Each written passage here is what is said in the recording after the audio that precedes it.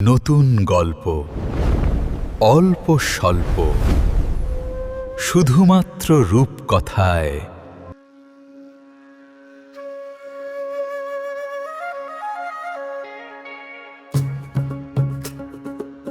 রূপকথা চ্যানেলে আপনাদেরকে স্বাগতম।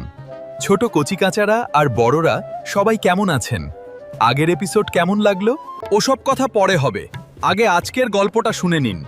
গল্পের নাম রাজামশায়ের গুপ্তধন আর গোপালের চালাকি। কি রে গোপাল, মুখটা একবার দেখিয়ে যা বাপধন।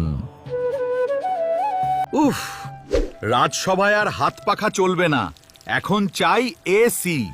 গল্প লিখেছে অঙ্কুশ দা। দেখি বাপু, চটপট সাবস্ক্রাইব করে গল্পটা চালু করি।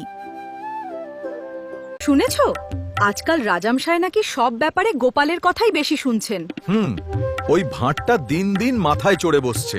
এইভাবে চললে একদিন দেখবে তুমিই রাজসভা থেকে বেরিয়ে গেছো। তার আগেই আমি গোপালকে এমন ফাঁদে ফেলবো, রাজাই ওকে তাড়াবেন।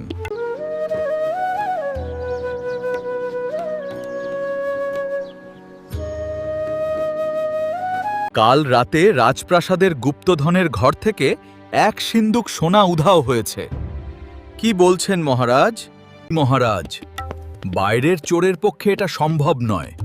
ঠিকই বলেছেন, ভিতরের কেউ সাহায্য করেছে। আর ভিতরের লোকদের মধ্যে সবচেয়ে চালাক কে?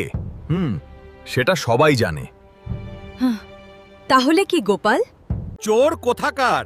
আমার দিকে এমন তাকাচ্ছেন কেন? আমি সোনা চুরি করলে অন্তত হাঁড়িটা সোনার বানাতাম।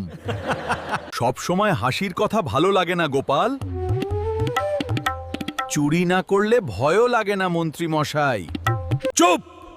প্রমাণ ছাড়া কাউকে দোষ দেওয়া হবে না।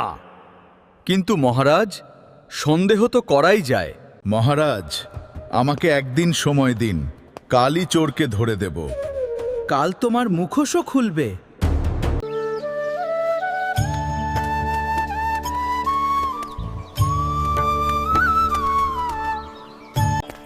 সবাই যখন তোমাকেই সন্দেহ করছে, তখন তুমি এত নিশ্চিন্ত কেন?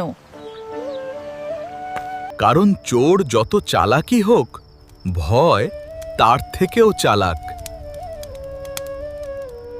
তুমি তাহলে চোরকে ভয় দেখাবে? না গিন্নি, চোর নিজেই নিজেকে ভয় দেখাবে। ওই যে গোপাল আসছে। শুনেছি আজ নাকি চোর ধরা পড়বে। কি গোপাল, চোর ধরতে সৈন্য আনোনি?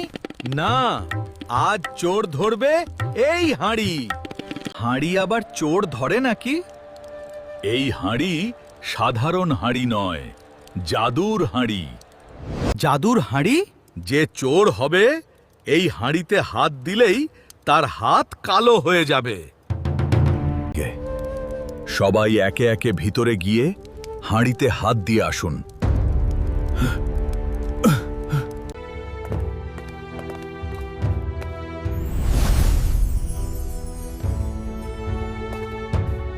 না না, আমি হাত দেব না, ধরা পড়ে যাব।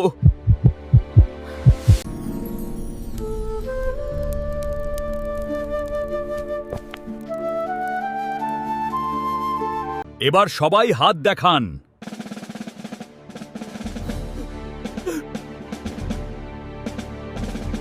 আরে মন্ত্রী মশাই, আপনার হাত তো একদম পরিষ্কার।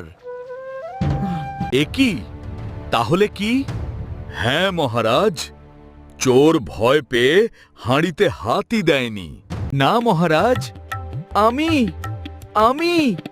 চোরের সবচেয়ে বড় শত্রু তার নিজের ভয়। মন্ত্রী, তুমি গোপালকে ফাঁসাতে গিয়ে নিজেই ফেঁসে গেলে। ক্ষমা করুন মহারাজ, লোভে পড়ে ভুল করেছি। মহারাজ, যে অন্যের জন্য গর্ত খোঁড়ে, সে নিজেই সেই গর্তে পড়ে। মন্ত্রী মশাই ধরা পড়ে গেছেন। বলেছিলাম না, গোপালের সাথে লাগতে যেও না।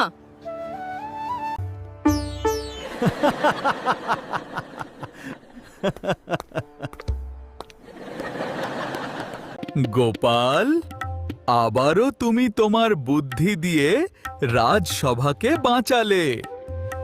মহারাজ, চোর ধরতে তরোয়াল লাগে না, একটু বুদ্ধিই যথেষ্ট।